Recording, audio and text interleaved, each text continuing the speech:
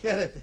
Αντιχαίρετε, ορίστε τι τρέχει, κύριε. Άμα πονάει κανείς τι κάνει. Αναλόγως τον πόνο. Όχι, έπα. Ναι, πονάσαι. Πονάω. Πού? Από εδώ μέχρι εδώ. Από εδώ μέχρι εδώ. Από εδώ μέχρι εδώ. Και τώρα τι θέλεις, να πονάς και στα ενδιάμεσα? Κάνε μου κάτι να ησυχάσω. Έννοια, θα σου κάνω κάτι εγώ να ησυχάσεις για πάντα. Γρήγορα, κύριε Φαρμακόπη, γρήγορα.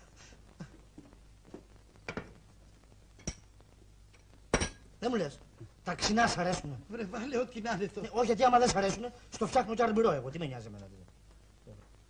Αυτό το μπουκάλι πρώτη φορά το βλέπω στα μάτια μου. Για να δούμε τι κάνει. Δεν μου λες, παιδάκια έχεις?